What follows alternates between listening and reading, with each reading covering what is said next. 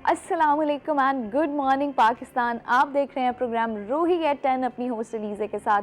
उम्मीद करती हूँ आप सब खैर आफियत से होंगे और अपनी ज़िंदगी को मस्बत तरीके से इंजॉय भी कर रहे होंगे और उसमें आगे भी बढ़ रहे होंगे। आज का प्रोग्राम हमारा खसूसी प्रोग्राम है क्योंकि इस वक्त जो हमारे मुल्क, हमारे प्यारे वतन पाकिस्तान की और ख़ास तौर पे अगर हम बात करें पंजाब की, तो जो सूरत हाल है सैलाब की वजह से वो हम सब उससे वाकिफ़ हैं और बड़ी तशवीशनाक सूरत हाल है। गुज़िश्ता 4 दहाइयों का सबसे ख़तरनाक सानहा करार दिया जा रहा है ये जो अब इस वक्त पाकिस्तान में सैलाब की सूरत हाल है। अगर हम बात करें सिर्फ पंजाब की तो 14 लाख से ज़ायद लोग मुतासर हो चुके हैं इस सैलाब की वजह से और 1400 से ज़्यादा जो देही इलाके हैं वो इसकी जद में आ चुके हैं। और अगर हम बात करें फसलों की, जानवरों की, तो वो किस हद तक इससे मुतासर हो चुके हैं। इस वक्त जो मुल्क की सूरत हाल है वो तशवीशनाक है। और अगर बात करें हुकूमती सतह पर तो हुकूमती सतह पर मदद की जा रही है लोगों की। 700 से ज़ायद जो हैं वो रिलीफ़ कैंप्स बनाए हैं। 265 तकरीबन 265 मेडिकल कैंप्स भी कायम किए गए हैं ताकि लोगों को पनाह दे सकें और लोगों को जो सेफ़ जगह हैं वहाँ पे मुंतकिल किया जा रहा है। अच्छा, पंजाब की तो जो सूरत हाल है वो इस वक्त सबके सामने है, लेकिन अब ज़्यादा तशवीशनाक बात तो यह है कि जनूबी पंजाब भी इसकी जद में आ रहा है। बहुत सारे इलाके, शहर ऐसे हैं जो इसकी जद में आने का ख़तरा है।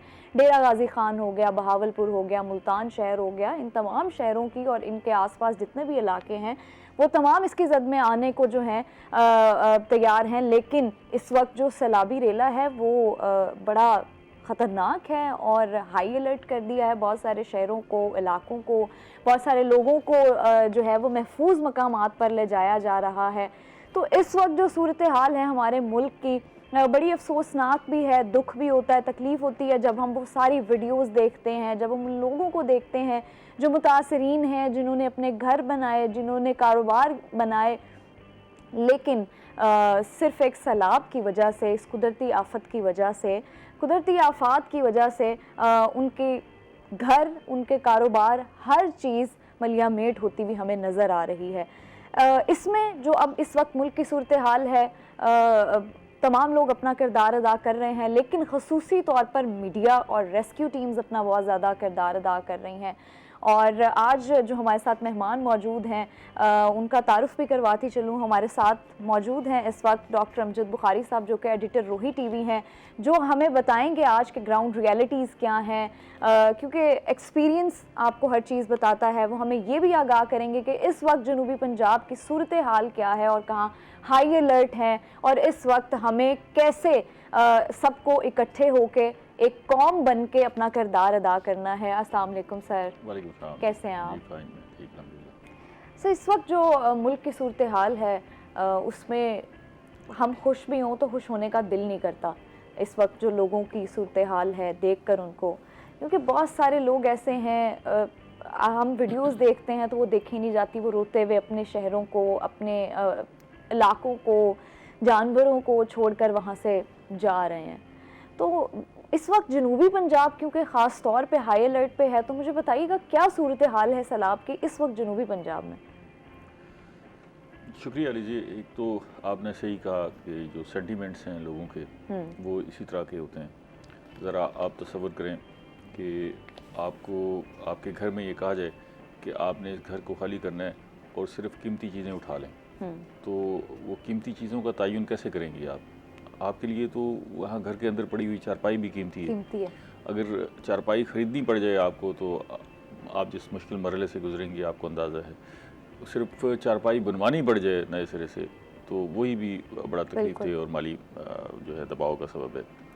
अच्छा, अब उसमें बहुत सारे बच्चे ऐसे हैं जिन्होंने पहली दफ़ा सैलाब देखा, तो पैदा हुए, वो पैनिक की सिचुएशन, उन्हें ये पता लग रहा है कि जी पानी आ रहा है, वो किस कैफियत से गुजर रहे हैं। अच्छा, ख़वातीन हैं, उसमें हामला ख़वातीन होती हैं, उनकी मूवमेंट आप सोचें कि आप किसी हामला खातून को कहें कि जी आप उठें और जाके रिलीफ कैंप में चले जाएं, तो वो सोचें कि वो किस कैफियत से गुजरती हैं। इसी तरह बुज़ुर्ग हैं, बहुत सारे घरों में ऐसे बुज़ुर्ग होते हैं जिनके लिए मूवमेंट मुश्किल होती है, जिनके लिए जो है आमदोरफ्त मुश्किल होती है। तो इसमें तो कोई शक नहीं कि अगर आपको कहा जाए कि घर छोड़ा जाए, आप फौरी तौर पर घर खाली करें अपना और कीमती सामान उठा के चले जाएँ, तो आप बहुत मुश्किलात से दो चार हो जाते हैं। अच्छा, दूसरा अहम पहलू ये है कि ये जो दही इलाकों में जो हमारे जिनका हम जिक्र कर रहे हैं, यहाँ ये सारे लोग जो है अपने लिए साल भर की गंदम का बंदोबस्त करते हैं। बिल्कुल ठीक ऐसा ही है। और वो दाने जो है वो संभाल कर रखते हैं कि हमने पूरा साल इन दानों को इस्तेमाल करना है। ऐसा ही है। तो अब अगर आपने 30-40 मन, 50 मन, 100 मन गंदम रखी हुई है, तो ना आप उसे उठा सकते हैं, ना आप उसे छोड़ सकते हैं। मतलब 100 मन गंदम की मूवमेंट, 200 मन गंदम की मूवमेंट जो है वो कोई आसान काम नहीं है। आप कैसे उठा के किस चीज़ पर लेके जाएं, कहाँ लेके जाएं और फिर कैसे वापस लेके आएंगे, तो वहाँ छोड़ना भी मुमकिन नहीं है। तो ये आप ज़रा उनकी जो सेंटिमेंट्स हैं उनका अंदाज़ा कर लें कि ज़ाहिर है वो मुश्किलात है। लेकिन अब दूसरी तरफ ये है कि सब कुछ गंवाने से बेहतर है कि जो कुछ संभाला जा सकता है उसे संभाला जाए। और संभालने में सबसे ज़्यादा कीमती चीज़ क्या है? आपकी जान है।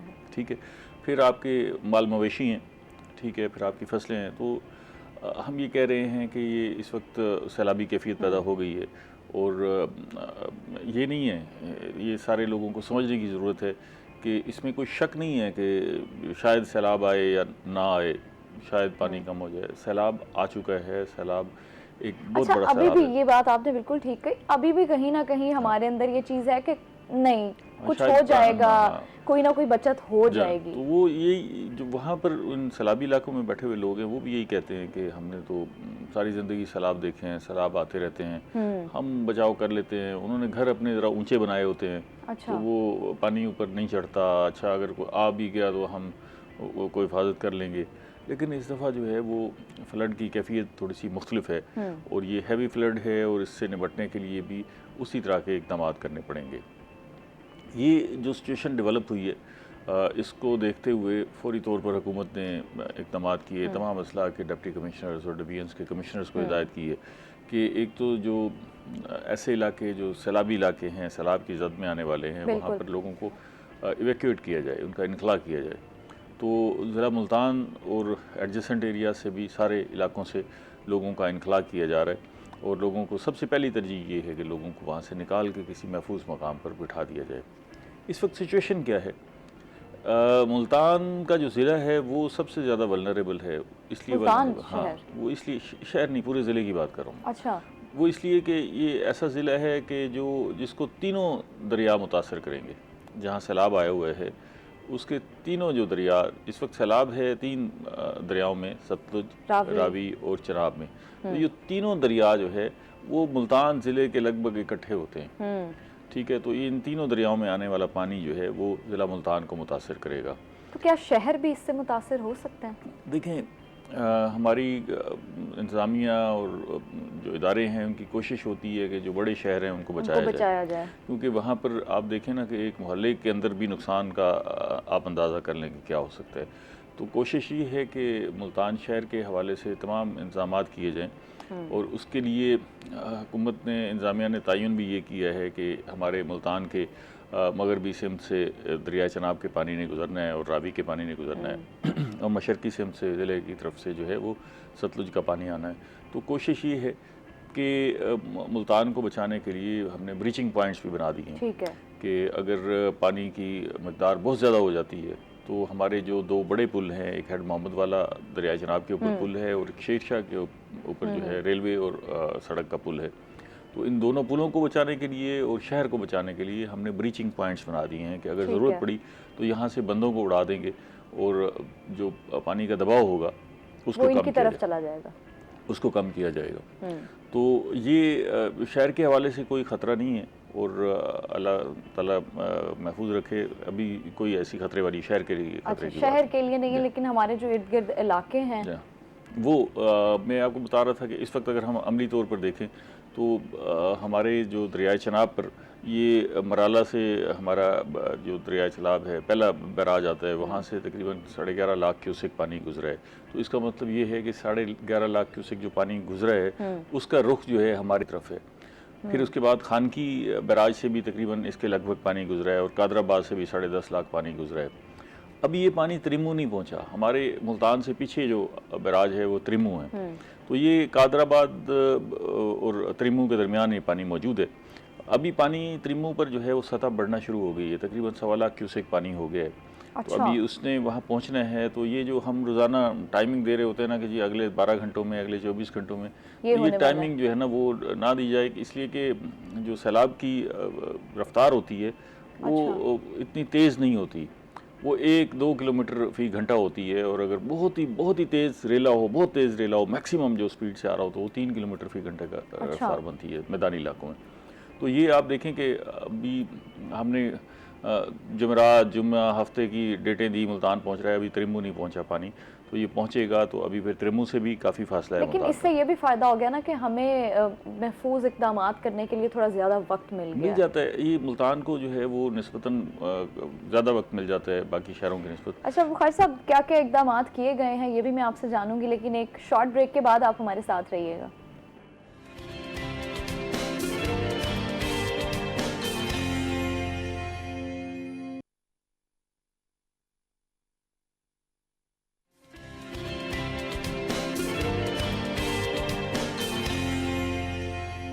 वेलकम बैक नाजरीन, एक शॉर्ट ब्रेक के बाद हम वापस आ चुके हैं।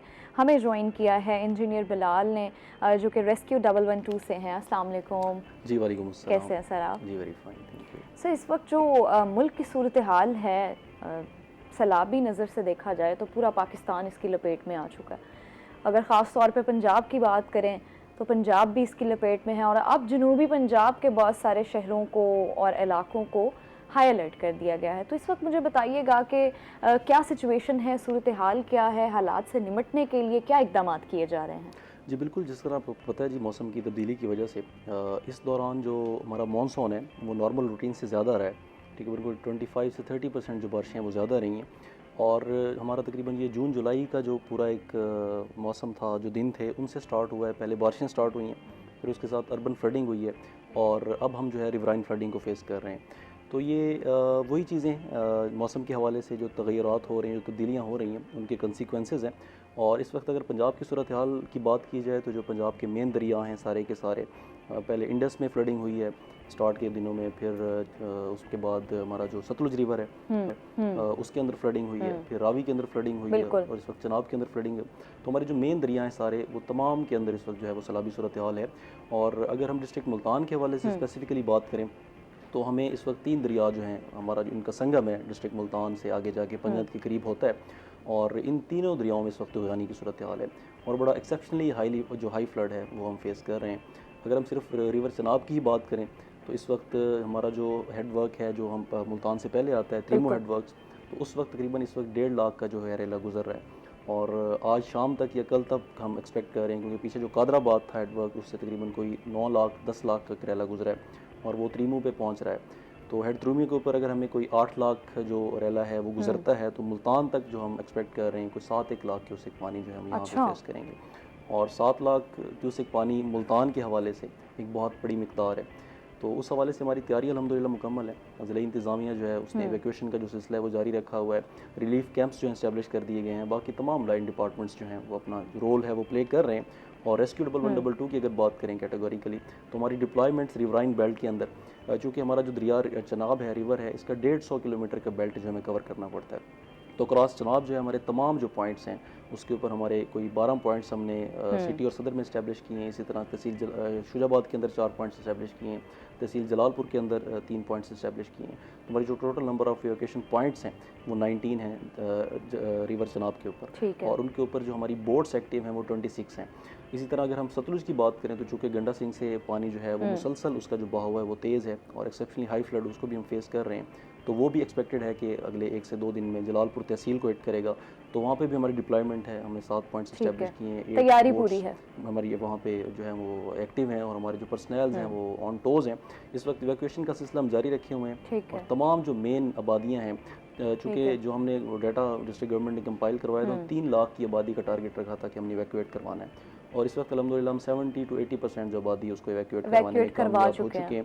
बाकी जो आबादी है उसको आज शाम तक इंशाल्लाह उसको भी वहाँ से क्लियर करवा लिया जाएगा। ना सिर्फ आबादी बल्कि कोशिश है कि लाइव स्टॉक को भी वहाँ से इवैक्यूएट करवाया जाए। जो लोगों का सामान है उसकी तरसील को यकीनी बनाया जाए, क्योंकि अभी बहुत सारे जगहों के ऊपर क्योंकि अभी वक्त है थोड़ा सा, तो ये इकदाम किए जा सकते हैं। जी बिल्कुल, अभी यही टाइम है, क्योंकि अभी जो ज़मीनी रास्ता है उसका अभी जो इंटैक्ट है वो अभी राब्ते में है। अगर जब पानी बढ़ जाएगा तो फिर बड़ी मुश्किल हो जाएगी। तो आपके तवज्जुह से अवाम उन्नास जो नाज़रीन मुझे देख रहे हैं उनसे भी ये इल्तमास है कि फ़ौरन से जो दरिया का बेट है, जो रिवराइन एरिया है, वहाँ से इवैक्यूएट करें। यही वो टाइम है जब आप अपनी भी मदद कर सकते हैं और इदारे भी आपके साथ खड़े हैं। तो इसी टाइम को यूटिलाइज़ करते हुए हमें किसी भी नागानी लेकिन कहना बड़ा आसान है। बुखारी साहब, अभी आपने बात की थी कि बोलना बहुत आसान है, अपनी जगह को छोड़ दें और अपने जानवरों को, मवेशियों को छोड़ देना वहाँ पे, लेकिन वो लोग कैसे कर पा रहे हैं ये सब कुछ? उनके सेंटिमेंट्स भी हर्ट हो रहे हैं, लेकिन आप एक घर को बनाने में इतना अरसा लगा देते हैं, उस घर को छोड़ के जाना और पता नहीं है आपको कि आप कब वापस आएंगे, और जब वापस आएंगे तो ये होगा भी या नहीं। ये ठीक है, सेंटीमेंट अपनी जगह पर, लेकिन बिलाल साहब ने बड़ी सही बात की है कि इस वक्त अभी भी बेट के इलाकों में बहुत सारे एरियाज़ में रास्ते खुले हैं, तो पानी अभी क्योंकि पहुंचा नहीं है और पानी ने आना है, और इसमें कोई शक नहीं कि पानी ने आना है। अगर कुछ लोग ये सोच रहे हैं कि हो सकता है पानी ना आए, हो सकता है पानी कम हो जाए, तो ऐसा कुछ नहीं होने वाला। जो पानी गुजरा है कादराबाद से, वो पानी त्रिमू की तरफ आ रहा है, और त्रिमू से जो गुजरेगा उससे गेज का अंदाज़ा हो जाएगा कि कितना पानी पहुंच रहा है। फिर उधर रावी का पानी भी जो है इसमें शामिल हो रहा है, क्योंकि रावी का पानी से उस पानी का शिकार हो रहा है। वो लोगों को समझना चाहिए, और अभी रास्ते खुले हैं, अपना ज़्यादा से ज़्यादा सामान बाहर निकाल सकते हैं वो, और वो सामान बाहर निकाल करके कम से कम बेट के इलाकों में रहने वाले, बेट से मुराद ये है कि बंद तो बंद ना, दोनों तरफ, दरिया के दोनों तरफ जो लोग उसके अंदर मौजूद हैं, उनको हर सूरत में अपने अपने बच्चों को, माल मवेशियों को, कीमती सामान को, गंदम को बाहर निकाल लेना चाहिए, क्योंकि सैलाब आ रहा है। और फिर जब सैलाब आ जाएगा, फिर आपके पास अगर फिर उस वक्त निकलने के लिए सिर्फ एक ही चॉइस होगी कि आप अपनी ज़िंदगी बचाएं, अपनी जान बचाएं। फिर कोई सामान तो नहीं जा सकता। अब आप 1122 से ये एक्सपेक्ट करें कि जी वो आपके माल मवेशी भी जो है वो कश्तियों में निकाल के लाएं, तो सबसे पहली तरजीह फिर उस वक्त ये होती है कि लोगों की ज़िंदगी बचाई जाए। तो अभी आपके पास मौका है, आप सारे वहाँ से इवैक्यूएट हों।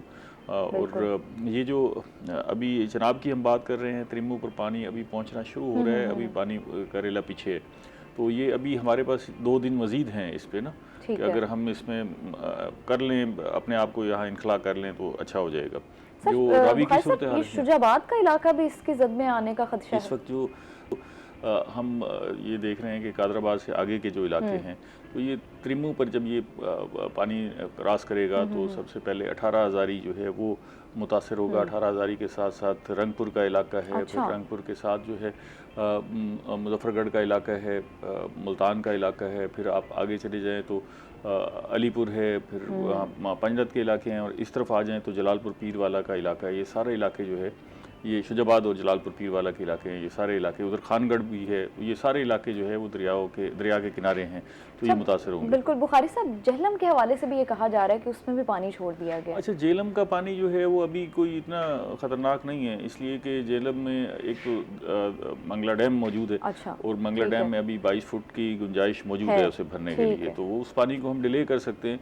लेकिन जो इस वक्त रावी का पानी है वो बलोकी पहुँच गया है, तो बलोकी के आगे जो है वो सिदनाई बैराज है, और उसके बाद हमारा इलाका शुरू हो जाता है, तो वहाँ पर 2,11,000 क्यूसेक इस वक्त बहाव है बलोकी पर। तो वो पानी जो है जो रावी से गुजरा है, शादरा से, वो अभी यहाँ पर पहुँच गया है।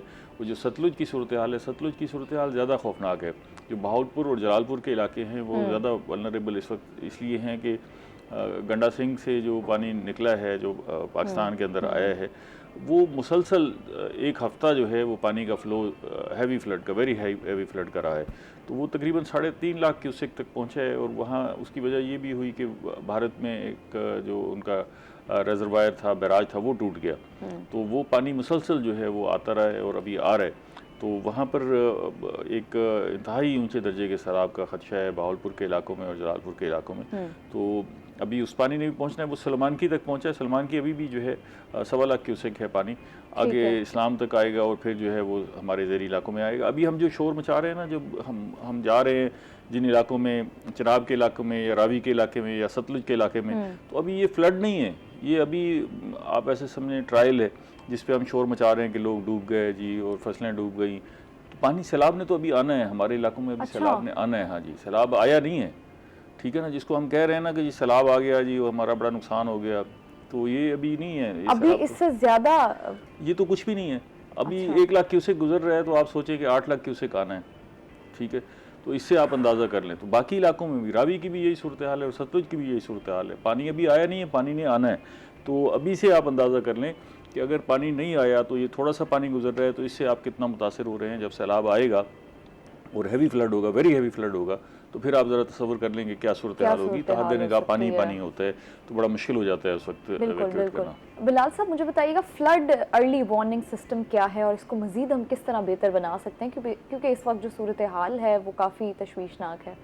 जी बिल्कुल, हमारा एक पूरा फोरकास्ट एक सिस्टम मौजूद है और रेडार्स लगे होते हैं, वो इस चीज़ को इंडिकेट करते हैं कि कब जो है वो मानसून का सिलसिला शुरू, कितनी बारिशें होंगी, कितनी मिकदार में होंगी, तो उसको हम अर्ली फोरकास्ट कर रहे होते हैं। तो उसके लिए मुतलका इदारे मौजूद हैं। फिर हमारा नेशनल लेवल पे NDMA मौजूद है, प्रोविंशियल लेवल पे PDMs मौजूद हैं, वो वार्निंग अलर्ट्स इशू कर रहे होते हैं। और उन अलर्ट्स का मतलब यही होता है कि जो आम नास है उनको तक ये आगाही पहुँचाई जाए मौसमी सूरत हाल के हवाले से, जितने भी तगय्युरात आ रहे हैं, ताकि टाइमली उनको इन्फॉर्म कर दिया जाए।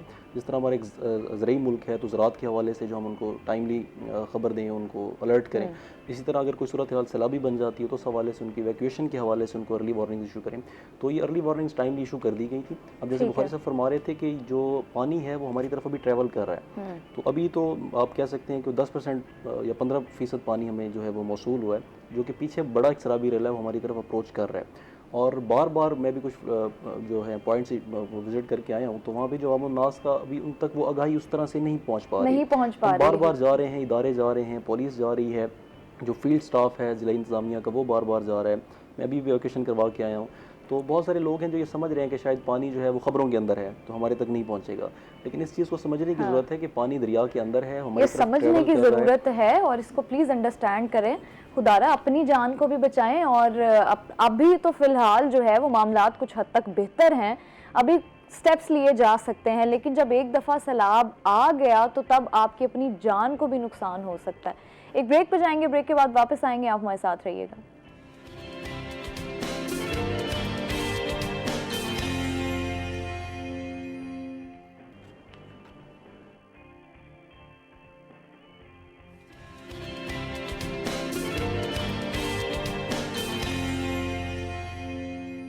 वेलकम बैक नाज़रीन, एक शॉर्ट ब्रेक के बाद हम वापस आ चुके हैं। अच्छा बिलाल साहब, मुझे ये बताइएगा, जब सैलाब किसी भी इलाके में आ जाता है तो वहाँ पर जो बच्चे, बूढ़े, ख़वातीन, ख़ास तौर पर हामला ख़वातीन, तो उनको बहिफाजत किस तरह से मुंतकिली उनकी जो है वो यकीनी बनाई जाती है? जी बिल्कुल, जब पानी आ जाता है तो उस वक्त जो इवैक्यूएशन है वो कंटिन्यूसली जो है वो कर रहे होते हैं। रेस्क्यू 112 हमारी बोट्स फील्ड के अंदर मौजूद होती हैं और जितने भी मैसेज हैं, जितने भी पब्लिक है, उनको हम सेफली इवैक्यूएट कर रहे होते हैं। लेकिन अगेन मैं रिपीट करूँगा उसी बात को कि ज़रूरत इस अमर की है कि हम उस टाइम से पहले ख़ुद को इवैक्यूएट करें, अपने इनखला को यकीनी बनाएं। तो अगर खुदा न खास्ता कोई ट्रैप हो जाता है तो रेस्क्यू की सर्विसेज जो है राउंड द क्लॉक चल रही होती हैं। अभी जो हमारा ग्रैंड ऑपरेशन है पूरे पंजाब में, रावी की बात करें तो लाहौर से लेके नीचे डाउन स्ट्रीम तक, इसी तरह अगर चनाब की बात करें तो सियालकोट से नीचे लेके डाउन स्ट्रीम तक, सतलुज की बात करें तो कसूर से लेके नीचे डाउन स्ट्रीम तक के आखिरी अजला तक हम ऑपरेशन कर रहे हैं। और हमारी जो पूरी फॉर्मेशन है वो एक्टिव है हर ज़िले के अंदर। हमने जहाँ जहाँ पे रिवाइन बेल्ट्स के ऊपर हमारी इंफॉर्मेशन मौजूद है वहाँ पे हम उनके साथ रेस्क्यू ऑपरेशन किए हुए हैं। और जहाँ पे भी पब्लिक को हमारी ज़रूरत होगी हम वहाँ टाइमली उनको इवैक्यूएट करेंगे। अगर बच्चों और स्पेसिफिकली ख़वातीन के हवाले से बात करें और या ओल्ड एज जो है हमारे शहरी उनके हवाले से बात करें तो ये ज़्यादा वल्नरेबल होते हैं ऐसी किसी भी आफत की सूरत हाल में, क्योंकि अभी सैलाब आएगा तो उसके साथ बहुत सारी डिजीज़ है जिनका आउटब्रेक होगा। तो वो जब डिजीज़ फैलेंगी तो उस वक्त ये जो सेंसिटिव ग्रुप होता है इसको ज़्यादा इफेक्ट करता है। तो उस सिलसिले में हमारे जो रिलीफ कैंप्स ज़िला इंतज़ामिया ने इस्टेब्लिश की हैं, तो तमाम आम स्पेशली जो बेट के दरिया हैं, जो दरिया के लोग हैं, वो उन रुख करें उन रिलीफ कैंप्स का, ताकि वहाँ जो मेडिसिन मौजूद हैं उनसे इस्तेफ़ादा हासिल करें। इसी तरह सैलाब से जुड़ी बहुत सारी छोटी छोटी और एमरजेंसीज़ हैं, जैसे स्नेक बाइट एक बहुत बड़ी एमरजेंसी रिपोर्ट होती है, तो हशरात जैसे पानी आते हैं तो वो निकलते हैं। तो उसके लिए जो करीबी हॉस्पिटल्स हैं उनके अंदर उनकी जो रसाई है उसको यकीनी बनाएं, ताकि वहाँ पे जो टाइमली एंटीवेनम अगर उसकी ज़रूरत है, अगर कोई जहरीला सांप उनको काट लेता है उस सूरत हाल में, तो वहाँ पे अवेलेबल हो। इसी तरह अपने लाइफ स्टॉक के लिए रिलीफ कैंप्स का रुख करें, वहाँ पे गवर्नमेंट ने चारे का इंतज़ाम किया है। तो ये तमाम सहूलियात जो ज़िला इंतज़ामिया है उसकी तरफ से इस्टेब्लिश करवा दी गई, उनको यकीनी बना दिया गया। तो ज़रूरत इस अमर की है कि हम उन तक अपनी रसाई को यकीनी बनाएं और जो ज़्यादा वल्नरेबल एरियाज़ हैं, जो बेट है पूरा, उसको हम खाली करें, ताकि हमारी जो जान है, हमारा जो माल है, हमारे जो लाइफ स्टॉक है, मवेशी हैं, वो महफूज रह सके। ठीक है। अच्छा बुखारी साहब, मैंने प्रोग्राम के आगाज़ में भी कहा कि आपसे हम बात करेंगे और जानेंगे ग्राउंड रियलिटीज़ के बारे में। तो मुझे बताइएगा कि कहाँ नज़र आता है कि मकामी इंतज़ामिया ने कहीं कमी छोड़ी है किसी चीज़ में, किसी एक स्पेसिफिक चीज़ में?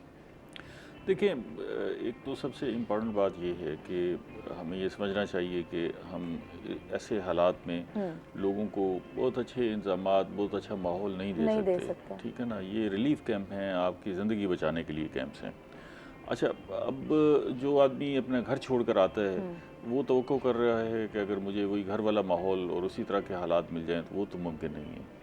अच्छा, अब जो अमली तौर पर वहाँ मुश्किलात हैं कि अगर वहाँ पर कहीं बिजली का बंदोबस्त करते हैं कैंप्स में या कोई रिलीफ की जगह है, तो वहाँ पर जो है लाइट जलती है तो बेतहाशा हशरातुल अर्ज़ और मक्खियाँ मच्छर आ जाते हैं, इतने आ जाते हैं कि वो वहाँ लोगों के लिए बैठना सोना वो नामुमकिन हो जाता है। ये सूरत हाल है।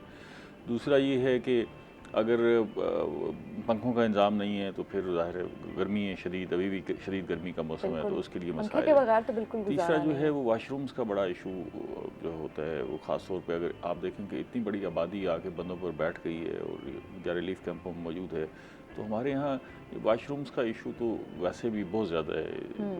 हम इस मसले को कभी भी कैटर नहीं कर पाए। तो मेरा ख़्याल है कि ये जो मामलात हैं इनको भी देखने की ज़रूरत है। दूसरा ये है कि अगर हम 3 लाख आबादी को इनखला कर रहे हैं तो क्या हम जो कैंप्स बना रहे हैं वहाँ पर 3 लाख आबादी कैटर कर सकते हैं? ठीक है ना, तो ये इसमें एक बहुत बड़ा गैप है। अब ये हम अगर इंतज़ामिया से तवक्को करें कि वो इन सारे लोगों के लिए सारा कुछ फराहम करे तो उनके लिए भी शायद ये बड़ा मुश्किल टास्क है। तो हमें जो शहरों में रहने वाले लोग हैं या ऐसे इलाकों में रहने वाले जो ये इन बेड के इलाकों से करीब हैं, तो उन्हें अपने दिल खुले करने चाहिए। आपके रिश्तेदार अगर वहाँ पर रह रहे हैं तो आप उन्हें खुद ऑफ़र करें कि वो आपके घर की तरफ आ जाएं, आप वहाँ स्टे कर लें। ठीक है ना जी। अगर उनका कोई कीमती सामान है, हर घर में कुछ कागजात होते हैं, कोई डिग्रियाँ शिग्रियाँ लोगों की होती हैं, कोई शनाख्ती कार्ड होते हैं, कोई ज़मीन के जायदाद के कागजात होते हैं, तो उनको आप महफूज करने के लिए अपनी सपोर्ट फ्राहम करें। ठीक है ना, तो ये लोगों को अज खुद भी जो है मदद करनी चाहिए, क्योंकि ये डिज़ास्टर इस लेवल का होता है कि अच्छा ये है ज़्यादा से ज़्यादा 1 महीने की बात है, तो ये दोबारा वो अपने आप को जाके उन इलाकों में बहाल कर लेंगे और फिर उनकी पहली तरजीह यही होगी कि जैसे ये रास्ते जो है खुलेंगे, पानी गुजर जाएगा, जैसे ही रास्ते खुलेंगे वो जाके अपने घरों को आबाद करने की कोशिश करेंगे। तो ये थोड़ा सा अरसा होता है, कहीं 10, 12, 15 दिन होते हैं, कहीं मैक्सिमम 1 महीना हो जाता है। तो 1 महीना अगर आप सारे मिल के सपोर्ट कर लें, इवन शहरों में बसने वाले लोग भी ऑफ़र कर सकते हैं। ठीक है ना जी। और मसाजिद को भी इस मकसद के लिए अगर कहीं मदारिस हैं तो वहाँ खोला जा सकता है, उनको वहाँ रखने के लिए गुंजाइश दी जा सकती है। तो ये अमली सूरत हाल है। दूसरा ये है कि अभी मौसम ख़राब हो रहा है और बारिश की तवक्को है, तो अगर बारिशें हो जाती हैं, बारिशें शुरू हो जाती हैं, बारिश हो जाती है तो फिर रास्ते और ख़राब हो जाएंगे, फिर आमदोरफ्त मज़ीद मुश्किल हो जाएगी। तो बेहतर ये है कि बारिश से कबल जो है वो सूरत हाल ठीक करें। अच्छा बुखारी साहब, सीपीओ साहब ने एक कॉन्फ्रेंस की है जिसमें उन्होंने ये भी बताया है कि अगर सैलाब आ भी जाता है तो वो ज़्यादा से ज़्यादा भी 5 दिन के लिए जो है वो रहेगा, उसके बाद अपने इलाकों में जाकर जो है वो आबाद हो सकते हैं। तो इसमें कितनी हकीकत है? क्योंकि आपने तो अभी फरमाया कि मैक्सिमम भी अगर देखें तो वो 1 महीना। उन्होंने ना सैलाबी रेले को सामने रखते हुए कि जी 5 दिन जो है वो बड़ा सैलाबी रेला गुजरता है। देखिए अभी भी जिन इलाकों से ये सैलाब गुजरा है वहाँ पर अभी हालात ठीक नहीं हुए, तो ये इन इलाकों में भी 5-6 दिन तो सैलाबी रेला गुजरता रहता है। ठीक है, फिर ये रास्ते खुश्क जो है उनको खुश्क होते हुए भी टाइम लगता है। तो ये कम से कम 10-12 दिन का जो है वो है एक्सरसाइज, जिसमें हमें ये सैलाबी रेला गुजरेगा, फिर रास्ते खुश्क होंगे, फिर आमदोरफ्त मुमकिन हो सकेगी। 15 दिन मिनिमम कम से कम और मैक्सिमम जो है वो 1 महीना मेरा ख्याल है। ये 1 महीना तो डिस्टर्बेंस होती ही होती है, बिल्कुल होती है, वापस अगर कहीं अभी देखें ना, जहाँ ये जब पानी आता है तो पानी जो है वो सतह एक जैसी रखता है, तो जहाँ जहाँ नशेबी इलाके होते हैं, गड्ढे होते हैं, कोई निचली ज़मीन होती है, वहाँ पानी रुक जाता है ना जी, तो सारा पानी आगे नहीं जाता, तो पानी रुकता रहता है। तो फिर उसकी वजह से जो है बहुत सारे इलाकों में आमदोरफ्त भी मुश्किल हो जाती है। अब मैं मिसाल देता हूँ आपको, अगर हमें ये ब्रीच करना पड़ता है शेरशाह ब्रिज के बंद को और हेड मोहम्मद वाले के बंद को, अगर इन दोनों बंदों को हम ब्रीच करते हैं, रस्तों को ब्रीच करते हैं, तो मुजफ्फरगढ़ और मुल्तान का जो रास्ता है ज़मीनी रास्ता वो मुनक़ता हो जाएगा। ठीक है वो भी मुतासर कट हो जाएगा। जाएगा। तो अगर ये कट जाता है तो 15 दिन से पहले तो कम से कम बहाल नहीं हो सकेगा, ठीक है। तो बिल्कुल ये जाहिर है possible ये सारी सूरत हाल को हमें सामने रखना होगा। ठीक है बिलाल साहब, मुझे ये बताइए आप मुत्तफ़िक हैं इस चीज़ से कि जो आपके पास टेक्निक्स हैं, जो आप लोग तरीका इस्तेमाल कर रहे हैं लोगों को एवैक्यूएट करने का, या फिर अगर सैलाब आ जाता है तो लोगों को बचाने के लिए जो बोट्स और जो भी आपके पास टूल्स एंड टेक्निक्स हैं तो वो क्या मौसर हैं इसके लिए? जी बिल्कुल, जब आफ़त कोई आती है, किसी कैटास्ट्रॉफी को हम फेस करते हैं तो डेफिनेटली हालात नॉर्मल नहीं होते। जब जैसे बुखारी साहब फरमा रहे थे कि ज़ाहिर हर इदारे की हर चीज़ की कैपेसिटी होती है, और जब उस कैपेसिटी से बियॉन्ड चीज़ें जाती हैं तो इदारे को एक्स्ट्रा एफर्ट्स करके उनको कॉप अप करना पड़ता है, उनके साथ डील करना पड़ता है। ये सूरत हाल है। हमारे पास अल्हम्दुलिल्लाह जो इक्विपमेंट है वो मौजूद है, जो बोट्स हैं वो मौजूद हैं, जो पर्सनल हमारे हैं वो ट्रेन है। जी बिल्कुल, बोट जो हमेशा पानी के ऊपर चलती है तो वो एक तरह की वाटर प्रूफ है, उसके अंदर पानी नहीं जा सकता, तो एक सेफ़ चीज़ है जो आपको पानी से इवैक्यूएट करके ले आती है बाहर। तो अल्हम्दुलिल्लाह हमारी तैयारी मुकम्मल है। चूँकि एक बड़ी आफत है, ज़ाहिर इसके लिए हमें एफर्ट ज़्यादा करनी पड़ रही है, और इस वक्त हम राउंड द क्लॉक जो है अपने स्टाफ को इंगेज किए हुए हैं। कोशिश यही है कि हमारी जो पब्लिक है जहाँ भी हमें पुकारे, चाहे वो कोई भी एरिया हो दरिया का, तो हम वहाँ पर रिस्पॉन्ड करें। और अल्हम्दुलिल्लाह रेस्क्यू की हिस्ट्री रही है कि हमें जब भी किसी ने पुकारा है तो हम वहाँ तक पहुँचे हैं अल्हम्दुलिल्लाह। और इस वक्त तक जितना ऑपरेशन हम पूरे पंजाब में कंडक्ट कर चुके हैं वो इस चीज़ की जिंदा मिसाल है कि कोई भी ऐसी जगह नहीं है अल्हम्दुलिल्लाह कि इतना बड़ा फ्लड उसको मैनेज करना और इतने लोगों को वहाँ से इवैक्यूएट कर लेना, तो ये बहुत बड़ी कामयाबी है अल्हम्दुलिल्लाह रेस्क्यू 1122 की और बाकी तमाम इदारों की। तो इसी प्रैक्टिस को कंटिन्यू रखते हुए अगर हम मुल्तान की बात करें तो इंशाल्लाह हम अपनी जो पब्लिक है, जो आवाम है, उसकी खिदमत के लिए इसी तरह पेश रहेंगे, और जहाँ पे भी हमें किसी की तरफ से कॉल किया जाएगा तो हम टाइमली रिस्पॉन्ड करेंगे। और पब्लिक को एक मैसेज ये भी है कि ज़्यादा पैनिक होने की ज़रूरत नहीं है, इदारे आपके साथ खड़े हैं। डेफिनेटली एक बड़ी सूरत हाल है, परेशान कुन सूरत हाल, एक आफत जो है उसको आफतज़दा इलाका है हमारा, आने जा रहा है, सैलाब हम फेस कर रहे हैं। उस हवाले से जो है ज़रूर परेशानी ज़रूर है, लेकिन पैनिक की ज़रूरत नहीं है। और जो शहरी इलाके वाले लोग हैं वो इसमें ज़ाहिर अपना रोल प्ले करें।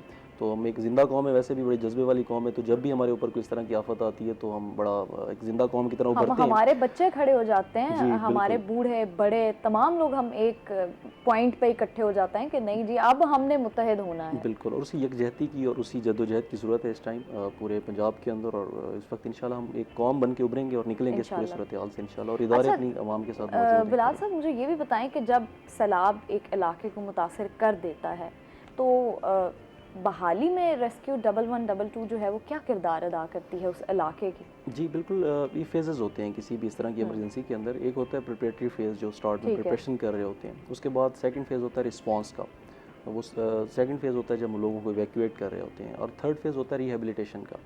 तो रिहेबिलिटेशन में वो तमाम चीज़ें, चाहे कोई लोग वहाँ पे मौजूद हैं, उनको कोई खुराक की तरसील है, कोई लाइफ स्टॉक रह गया है, उनको कोई चारे की तरसील है, और उसके बाद फिर जो वहाँ पे डिज़ीज़ का एक आउटब्रेक होता है, फिर जो इंफ्रास्ट्रक्चर की जो बहाली होती है, तो ये सारे रिहेबिलिटेशन में आ जाते हैं।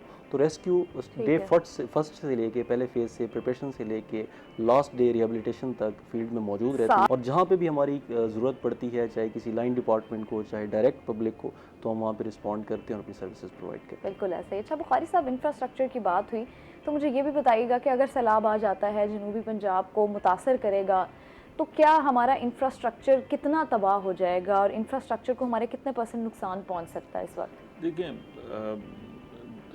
एक तो वो निज़ाम है जो कम्युनिकेशन का है, इम्पोर्टेंट निज़ाम है, उसमें ना हमारे बहुत नुकसान होता है। अच्छा। बहुत नुकसान होता है। उसकी वजह ये है कि हमारे पास प्लानिंग का बहुत फुकदान है। बिल्कुल। अच्छा, हमने खेत से मंडियों तक सड़कें बनाई हैं, तो वो सड़कें सारी उन्हीं इलाकों में, दई इलाकों में हैं, तो वो सड़कें बड़े पैमाने पर तबाह होती हैं। अच्छा, फिर हमारी जो हाईवेज़ हैं उनको बड़ा नुकसान पहुंचता है। ये सैलाब जो है मोटरवेज़ को भी मुतासर करेगा। अच्छा, फिर आप ज़रा तसव्वुर करें कि ये जितना बड़ा इलाका है, इसमें बिजली की इंस्टॉलेशंस का आप ज़रा तसव्वुर करें कि कितने खंबे, कितने ट्रांसफार्मर्स इन सारे इलाकों में लगे हुए हैं, तो उसका भी बड़ा नुकसान का अंदेशा होता है। तो ये सारे ठीक है। बुखारी साहब, आपसे ये इंफ्रास्ट्रक्चर की डिटेल्स जो हैं वो लेंगे, लेकिन एक शॉर्ट ब्रेक के बाद। बिलाल साहब, आपका बहुत शुक्रिया, आपने इतने मसरूफ़ वक्त में और जब आप बिल्कुल फील्ड में काम कर रहे थे आपने हमें वक्त दिया, क्योंकि ये आगाही आवाम तक पहुँचाना बहुत ज़रूरी थी। Thank you very much for joining us. Break पर जाएंगे, ब्रेक के बाद वापस आएंगे, आप हमारे साथ रहिएगा।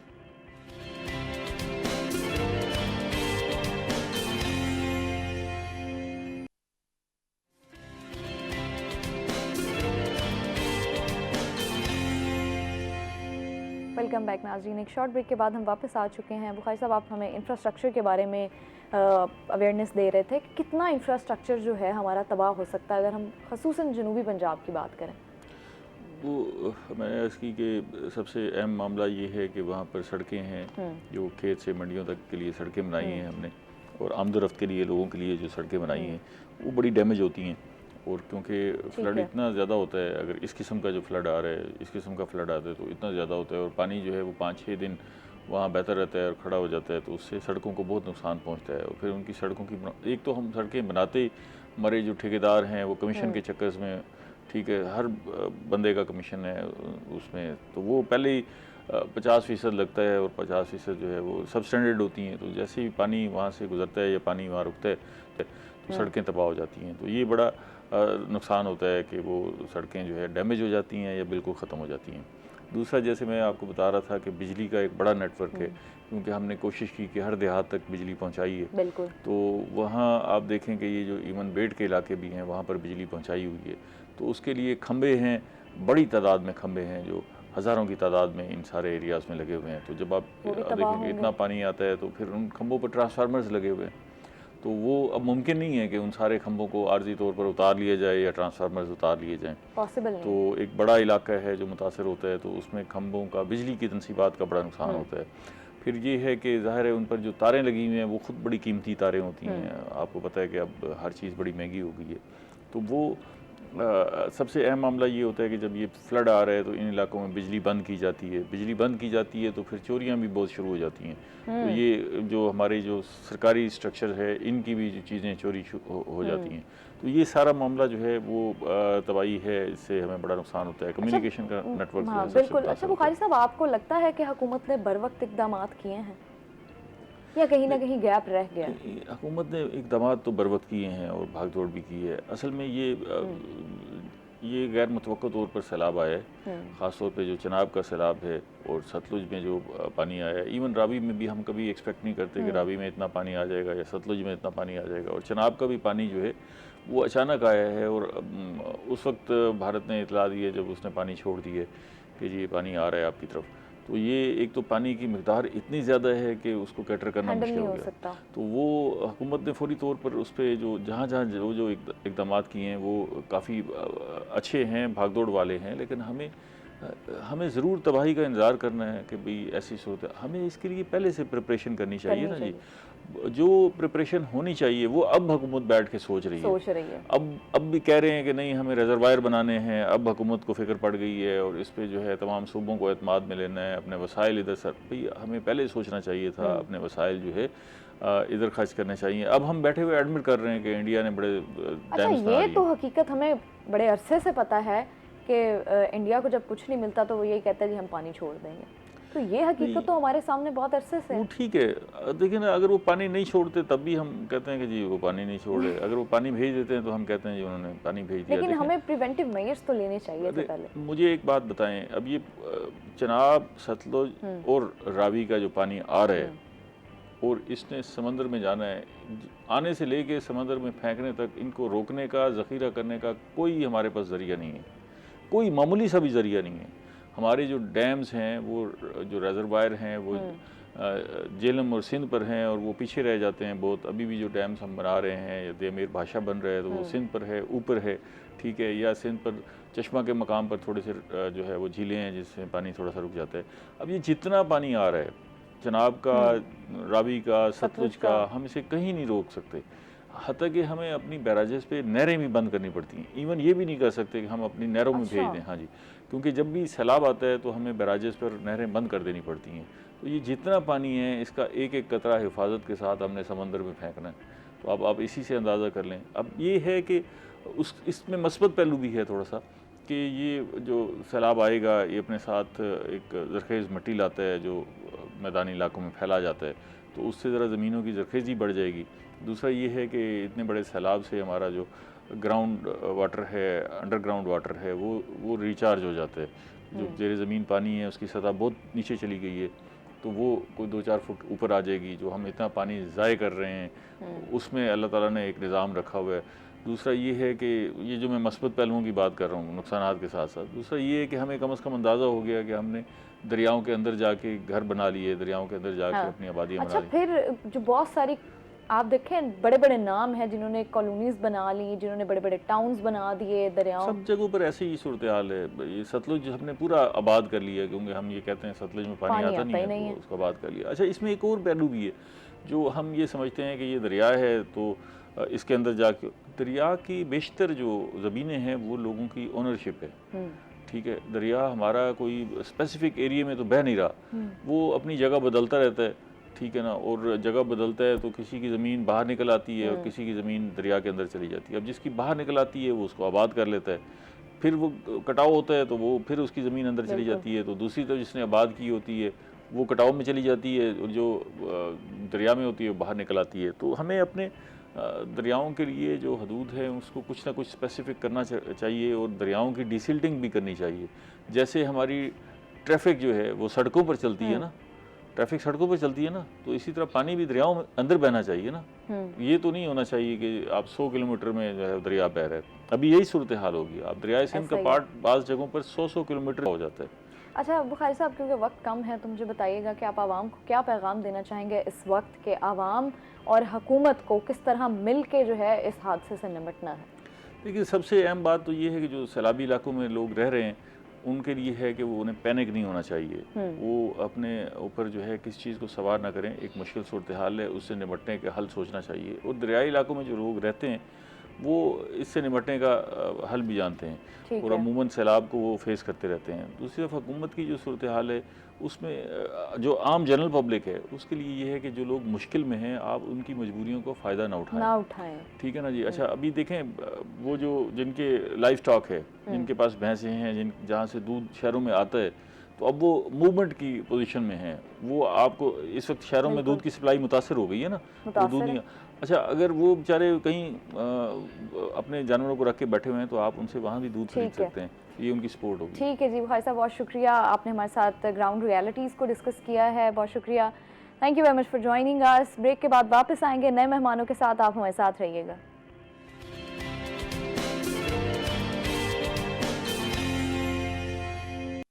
चलिए, आज मैं बात कर रही थी कि जी हम बड़े इम्पॉर्टेंट अहम टॉपिक्स को डिस्कस करने वाले हैं इस शो में, क्योंकि हमारी कोशिश होती है कि हम आप तक इंफॉर्मेशन, एंटरटेनमेंट, हर चीज़ पहुंचा सकें। तो जी आज हम कंज्यूमर लॉ के बारे में स्पेसिफिकली डिस्कस करेंगे, जो कि हमारी 80 to 90% आवाम को जिसकी आगाही है ही नहीं कि कंज्यूमर लॉ है क्या चीज़, हमें किस तरह से कंज्यूमर लॉ का इस्तेमाल करना। बहुत सारे ऐसे लोग हैं जो फ्रॉड का शिकार हो जाते हैं, इवन मैं खुद शिकार हुई हूँ उस चीज़ का।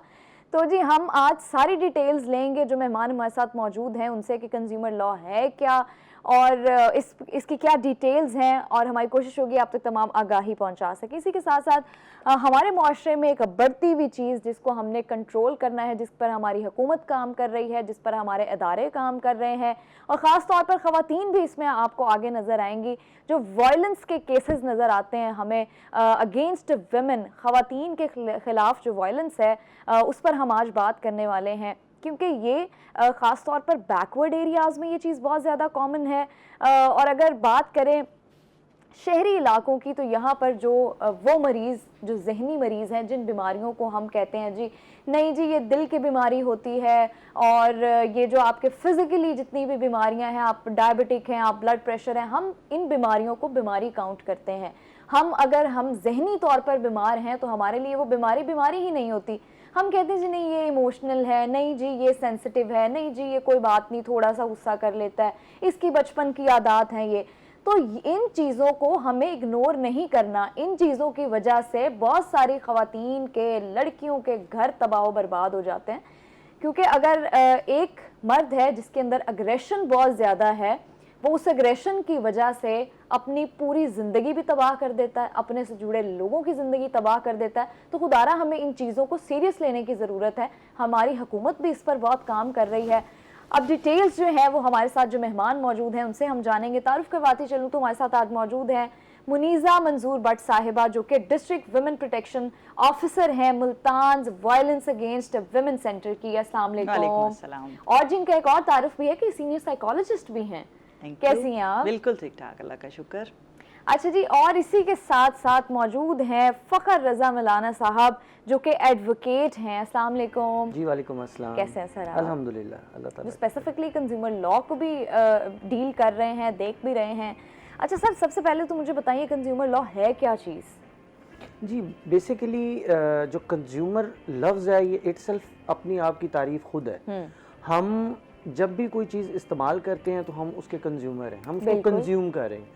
अब हमारे जहन में जब कंज्यूमर आता है तो यहाँ तक तो लोगों को समझ आ जाती है कि हम कोई चीज़ परचेज़ कर रहे हैं, इलेक्ट्रॉनिक्स है, मेकअप है, क्लॉथ्स भी। है, कुछ भी परचेज़ कर रहे हैं तो वो कंज्यूमर की डेफिनेशन में फॉल करते हैं, बेशक वो खाने की चीज़ भी है। कुछ भी हो। ठीक है। लेकिन एक सेगमेंट इसमें बकाया रह जाता है जिसका लोगों को पता नहीं है, वो ये है कि अगर हम किसी से सर्विसेज हायर कर रहे हैं तब भी हम कंज्यूमर हैं। जैसे कि लाइक दैट मैं वही एग्जांपल दे रहा था कि जैसे कि आप बतौर मरीज डॉक्टर के पास अपनी तबीयत चेक कराने गए हैं, अच्छा। तब भी आप कंज्यूमर हैं।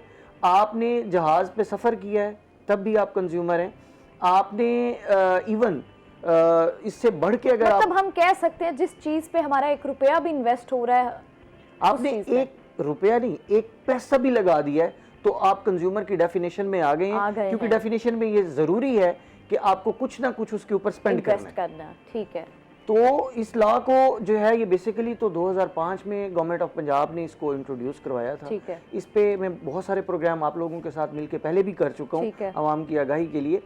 तो इसको मतलब है कि अभी लेटेस्ट इसमें अपडेट्स हैं, आगे चल के मैं आपको ठीक वो है। बताऊंगा। आपके क्वेश्चंस में काफ़ी सारी जो है लोगों के इसके बारे में नॉलेज भी आ गया, लोगों को रिलीफ भी मिले हैं और प्रॉपरली अब इस पे काम भी हो रहा है और गवर्नमेंट भी इस पे, बल्कि अभी मैं ये कहूँगा कि पिछले कुछ माह में गवर्नमेंट ने और तेज़ी से इस पे काम किया अच्छा। है। जी क्योंकि फ्रॉड्स बढ़ते जा रहे जी, हैं। फ्रॉड भी बढ़ते जा रहे थे। पहले इसकी स्पेसिफिक कोर्ट्स थी, उन कोर्ट्स को खत्म करके अब अच्छा। इसका जो चार्ज है वो डिस्ट्रिक्ट कोर्ट को दे दिया गया है, अच्छा, चलो, डिस्ट्रिक्ट that's सेशन good। जज साहब को, ताकि जो इंसाफ है बजाय इसके कि एक बंदा जो है वो यहाँ से निकले और मतलब व्याड़ी वाला भी मुल्तान आ रहा था अपने कंज्यूमर के इश्यूज को सॉल्व करने के लिए, तो अब हर तहसील में जो है बढ़ते हुए केसेस को देखने के बाद। बढ़ते हुए केसेस को भी और लोगों को, ताकि इंसाफ जो है वो उनके डोर स्टेप पे पहुंचे। बिल्कुल ऐसा ही। अच्छा मुझे बताएं कंज्यूमर लॉ जो है वो आम शहरी को किस तरह फ़ायदा दे सकता है? जी बेसिकली तो कंज्यूमर लॉ जो है वो है ही आम शहरी के लिए, क्योंकि आप ये देखें कि मार्केट में जब भी आप जाते हैं तो इसको आप फ्रॉड की डेफिनेशन में ले लें या अदरवाइज ले लें। आपने अगर कपड़े लिए तो आप जब भी दुकान पे जाएंगे तो वो दुकानदार उठाएगा कपड़े और आपके सामने फेंकेगा कि रंग की गारंटी है। हाँ। हालांकि ऐसा नहीं होता, नहीं होता। ऐसा नहीं होता। तो आम शहरी को ये चाहिए कि वो कुछ भी परचेज कर रहा है या किसी की सर्विस हायर कर रहा है तो सबसे पहले वो अपनी रसीद पे तवज्जो दे कि जी मैंने आपको पैसे दिए, मुझे इसकी रिसीट चाहिए। अब उसे आपके 2 मसले हल होंगे। एक तो ये कि उसके पास प्रूफ आ जाएगा कि उसने कुछ परचेज किया है या सर्विसेज हायर की हैं। दूसरा ये कि गवर्नमेंट ऑफ पाकिस्तान को जो है उसकी मद में टैक्स पे करना होगा शॉपकीपर को। बिल्कुल।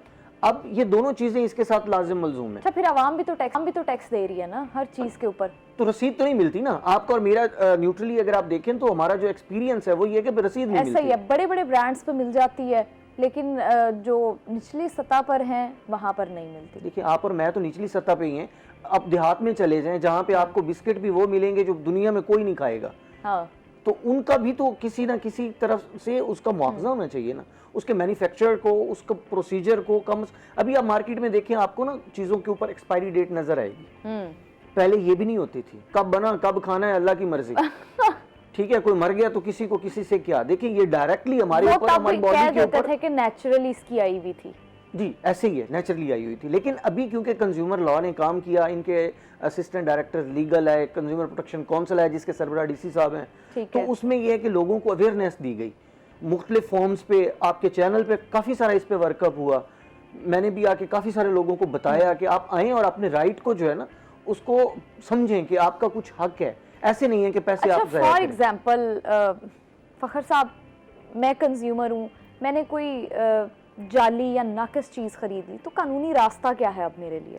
जी पहली बात तो यह है कि वो आप जिसकी बात करें जाली या नाकस, इस दोनों में फ़र्क है। जाली कैसे है, थोड़ी सी मैं आपको ऐसे जल्दी में बता देता हूँ कि जब आप कोई चीज़ परचेज करें और उसके ऊपर उसको बनाने वाले का एड्रेस ही नहीं है, अच्छा, तो उसको तो लेना ही नहीं चाहिए। इट मीन कि वो जाली है। जाली। अब कॉपीराइट को इसी में ले आए। एक ये है कि लिप्टन की चाय को, टी को मिटा के अगर आपके सामने आ गई है तो वो कॉपीराइट में आ गया, वो भी जाली है। और एक है जिसका कोई सर पैर ही नहीं है, जो कि ख़ास तौर पे आपको देहातों में मिलती है। ऐसा ही है। तो अब आप जो मुझसे मतलब आपका जो क्वेश्चन था लेडी वो ये है कि आपने जेली और वो ले लिया है तो करना क्या है? करना उसका ये है कि आपके पास रसीद मौजूद है, अब आपने वो चीज़ ली और आपको फील हो गया कि ये जेली, अब दूसरी तरफ ये कि उससे इस्तेमाल करने से आपको कोई लॉस भी हो गया, कोई ना कोई नुकसान हो गया, तो आपने एक लीगल नोटिस खुद से, किसी के पास जाने की जरूरत नहीं है। अच्छा। आप खुद से एक लीगल नोटिस तहरीर करें जिसमें उसको लिखें कि मैंने आपसे ये चीज़ ली थी, उसके इतने मैंने आपको पैसे दिए थे और उससे मुझे ये लॉस हो गया या वो जेली है, ठीक है, लिहाजा मुझे उस चीज़ के पैसे वापस किए जाएं। अलॉन्ग विद जो लॉ हमें कहता है वो ये कहता है कि इसकी वजह से जो मुझे लॉस हुआ है मुझे वो लॉस भी पे करें, और उस वजह से जो मुझे ज़हनी कोफत हुई है, this is the third one, जो मैं जलील हुई हूँ या जलील हुआ हूँ, मुझे भी पे करें, उसको हरजाना हम बोलते हैं, मुझे वो भी पे करें। और उसके चले लिए मैं तो बहुत सारे लोगों से आज लेने जा रही हूँ तो उसके 14 डेज होते हैं आपके पास, आपने उसको रजिस्टर्ड करना है और उसकी करियर की या रजिस्टर्ड जो रसीद है वो आपने संभाल के रखनी है। अच्छा, इसमें सर मोबाइल फोन्स भी आते हैं? एवरीथिंग, माचिस की तीली से लेके जहाज के टिकट तक। यानी अगर किसी दुकानदार ने आपको मोबाइल फ़ोन दे दिया, कहा कुछ और, दिया कुछ और।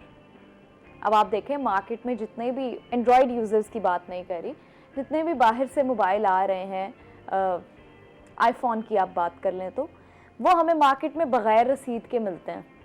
आप देखें बड़े बड़े शॉपकीपर्स बैठे हुए हैं प्लाजाज में, तो वो क्या करते हैं, आपको बग़ैर रसीद के ज़ुबानी कलामी जो भी डिस्कशन हुई आपको डिस्कस करके ये आप इतने में ले लें मोबाइल, फिर जी घर जाके पता लगता है कि उस मोबाइल की बैटरी का मसला है, एक दिन इस्तेमाल करने के बाद पता लगता है जी उसकी स्क्रीन का भी मसला है, फिर 3 दिन के बाद पता लगता है जी उसमें फ़लाना मसला भी है।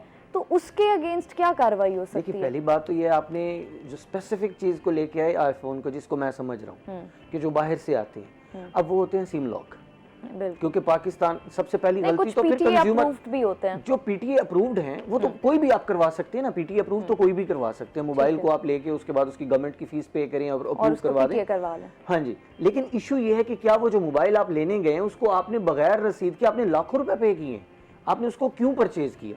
ये तो पहली आपकी गलती है। अब अगर आपने परचेज कर लिया तो फिर उसके बाद आपने उसको बोलना है कि इस रसीद के ऊपर लिखो जो आप कह रहे हो, मुझे जो गारंटी आप दे रहे हो, मुझे जो वारंटी आप दे रहे हो, इसके ऊपर लिखो, अदरवाइज मैं आपसे ये परचेज नहीं करूंगी। और वो हमारा हक है और हमारा फर्ज है। बिल्कुल ऐसा ही है। तो इससे ये होगा कि हर बंदे को पता होगा कि मुझे रसीद देनी, और वो बात करेंगे जो उसके अंदर शामिल है, अदरवाइज वो बात ही नहीं करेंगे। ठीक है, मुनीज़ा साहिबा मुझे बताइएगा कि आप इस इदारे से कब वाबस्ता हुई और कैसे हुई?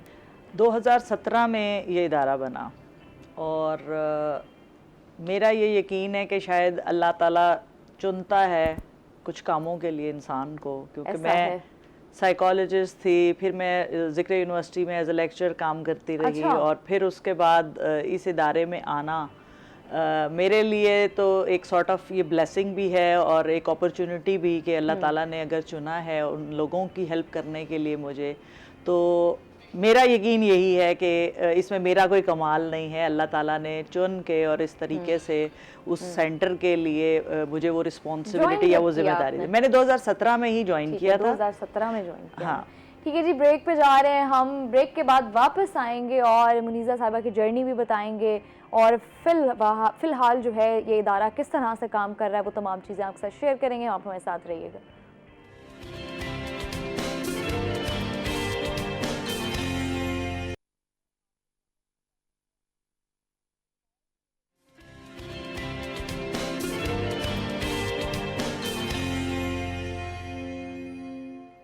वेलकम बैक नाज़रीन, एक शॉर्ट ब्रेक के बाद हम वापस आ चुके हैं। अच्छा मुनीज़ा साहिबा मुझे बताइएगा कि Multan violence against women centre का बुनियादी मकसद क्या है?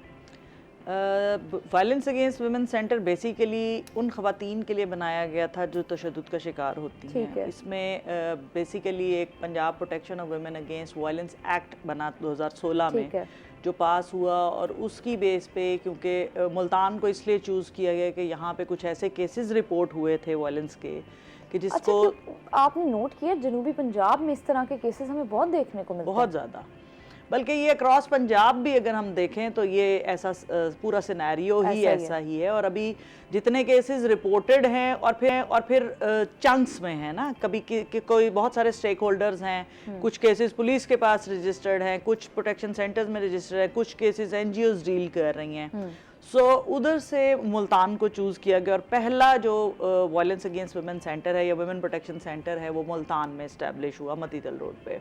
अच्छा। अगेन मकसद ये था कि जो उसमें हम वो एक ही छत के तले वो तमाम सर्विसेज दें जिसके लिए उस खातून को जो वो तशद्दुद का शिकार है वो मुख्तलिफ दरवाजे नॉक करती है या मुख्तलिफ जगहों पे उसको जाना पड़ता है, वो ना जाना पड़े और एक ही छत के तले उसको वो तमाम सर्विसेज अवेलेबल। अच्छा, अभी आप सर्विसेज की बात करिए तो मुझे बताएं कि इन सेंटर्स में ख़वातीन के लिए किस किस्म की सर्विसेज अवेलेबल है?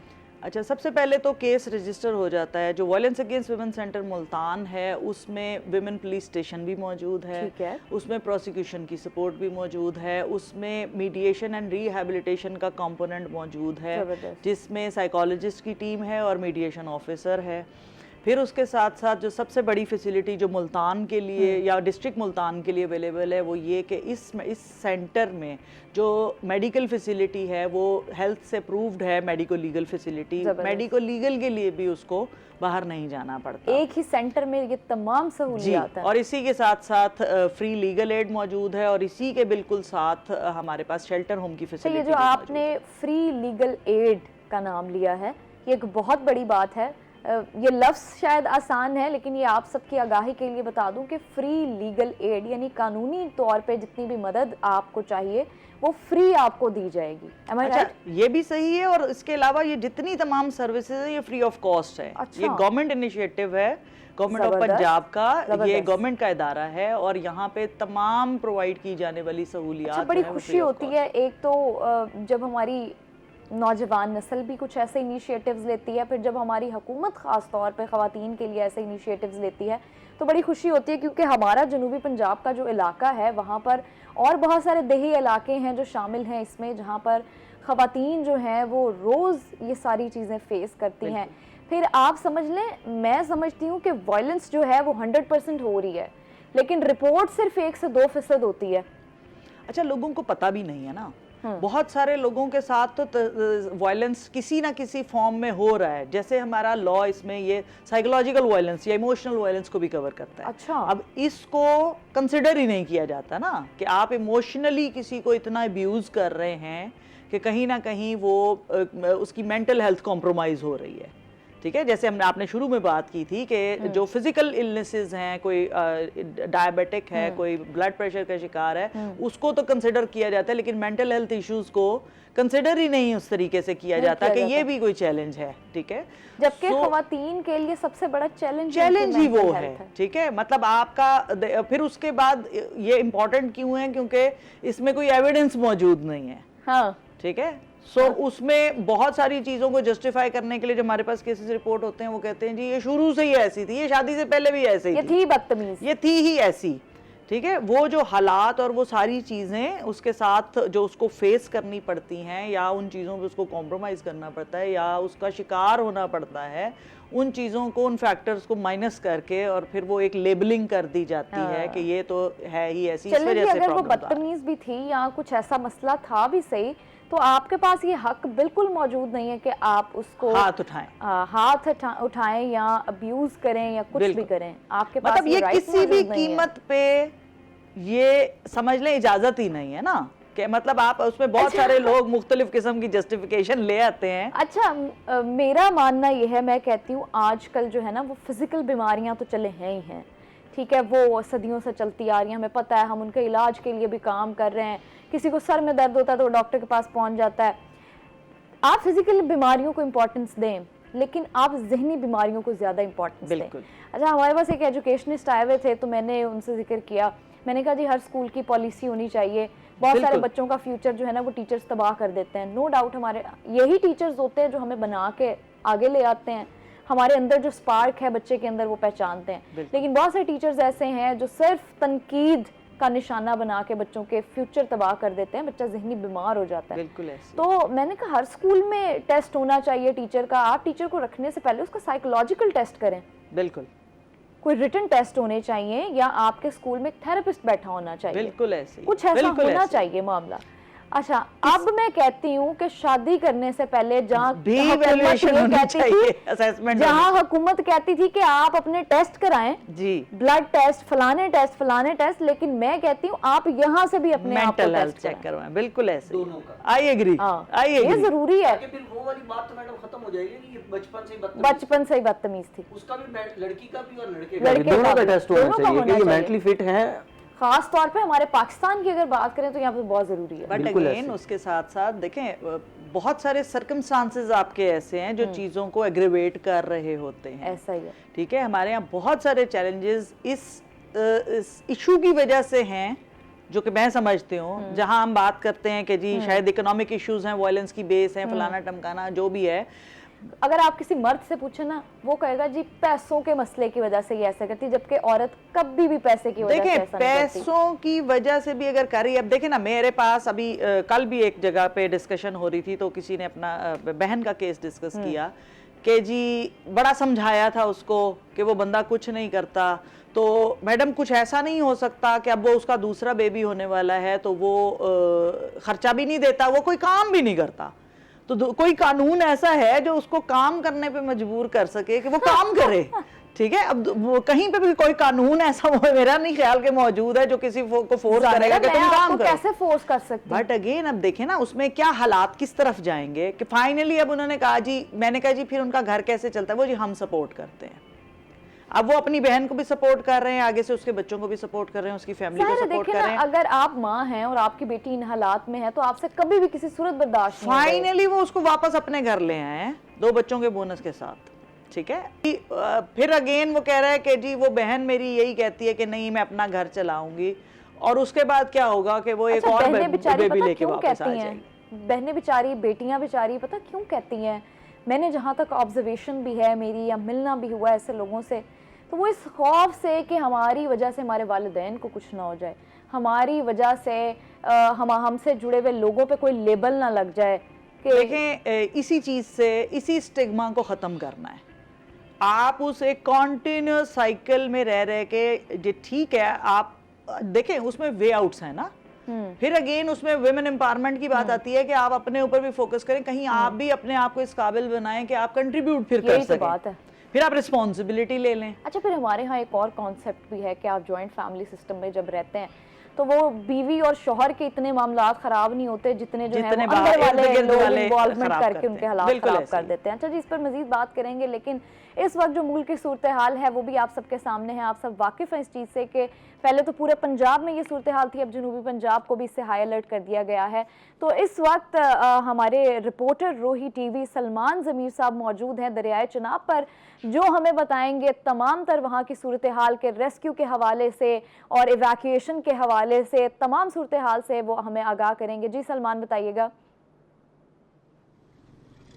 जी अलीज़े, बात करते चलें हम इस वक्त सैलाब की सूरत हाल की, तो सैलाब की सूरत हाल जो है वो संगीन हद तक अब ख़राब होती जा रही है। जनूबी पंजाब में जो है वो रेला जो है वो अब चंद घंटों का वक्त के अंदर ही जो है वो दाखिल हो जाएगा। हेड त्रिमू के मकाम पर जो है वो ये रेला जो है वो दाखिल होगा, और बताया यही जा रहा है ज़िला इंतज़ामिया की जानिब से कि 8 लाख क्यूसिक से ज़ायद का रेला जो है वो मुल्तान के हदूद में जो है वो दाखिल होगा।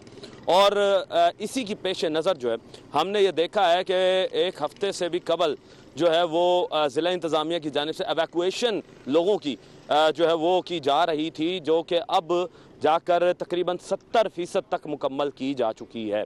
अब इसी के साथ साथ आपको ये भी बताते चलें कि ज़िला इंतज़ामिया की जानिब से मज़ीद तेज़ी जो है रिलीफ के अंदर और हंगामी सूरत हाल से निपटने के लिए जो है वो लेकर आ चुके हैं। इसमें मज़ीद तेज़ी जो किस तरह लाई गई है वो इस तरह लाई गई है कि इस वक्त हम मौजूद हैं हेड मोहम्मद वाला रोड पर, और मेरे से अभी ये देख लें कि 3 से 4 किलोमीटर का एरिया जो है रोड का, उस पर डायनामाइट्स जो हैं वो लगा दिए गए हैं। मेरा कैमरामैन अगर मुजाहिद सुल्तान आपको दिखा सके कि अगर मेरे सीधे हाथ पर देखें तो ये रोड जो है वो डायनामाइट से बंद करना शुरू कर चुके हैं। इन्होंने ज़मीन के अंदर ड्रिलिंग की हुई है, ज़मीन के अंदर ड्रिलिंग करके जो है वो डायनामाइट्स जो हैं वो फिट किए हैं। इसी के साथ साथ अगर हम आगे की बात करें तो आगे जो है वो मशीनरीज डिप्लॉयड की हुई हैं, और मशीनरी से ये किया जा रहा है कि हिफाजती बंदों को जो है वो मज़ीद मजबूत करने की कोशिश जो है वो की जा रही है। ये सारा काम इस वजह से किया जा रहा है कि शहर को जो है वो पानी से बचा सकें, कि शहर के अंदर जो है वो पानी दाखिल ना हो। अच्छा, रेस्क्यू के हवाले से बात करते चलें तो रेस्क्यू की तरफ से 100 से ज़ायद जो अहलकार हैं रेस्क्यू के वो इस वक्त काम कर रहे हैं और इस वक्त रेस्क्यू की जानिब से जो है वो रेड कोट अलर्ट जो है वो जारी कर दिया गया है। रेड कोट अलर्ट जो होता है उसकी पेश नज़र तमाम रेस्क्यू जो हुक्काम हैं वो 24 घंटे इस वक्त सैलाबी सूरत हाल से निपटने के लिए उस सिचुएशन पर मौजूद रहेंगे। और इसी के साथ साथ लाइफ बोट्स की बात करते चलें, क्योंकि जाहिर सी बात है लाइफ बोट्स जो हैं अलीज़े उनसे ही जो है वो शहरियों को पानी की तरह अंदर से एवैक्यूएट किया जाता है। तो हम वो भी देख रहे हैं कि इस वक्त 19 के करीब लाइफ बोट्स जो हैं वो सिर्फ और सिर्फ यहाँ हेड मोहम्मद वाला पर ही डिप्लॉयड की गई हैं। अच्छा, इसी के साथ साथ आपको ये भी बताते चलें कि ज़िला इंतज़ामिया की जानिब से जितने भी अफसरान हैं उनके हंगामी दौरे भी किए जा रहे हैं। और उन्हीं के साथ साथ आपको ये भी बताते चलें कि ज़िला इंतज़ामिया की जानिब से बताया ये जा रहा है कि इस वक्त मुल्तान के 138 देहात जो हैं वो इनसे जो है वो सैलाबी सूरत हाल से ठीक है सलमान, बहुत शुक्रिया आपका, आपने हमें तमाम तर तफसीलात से आगाह किया है। एक शॉर्ट ब्रेक पर जाएंगे, ब्रेक के बाद वापस आएंगे, आप हमारे साथ रहिएगा।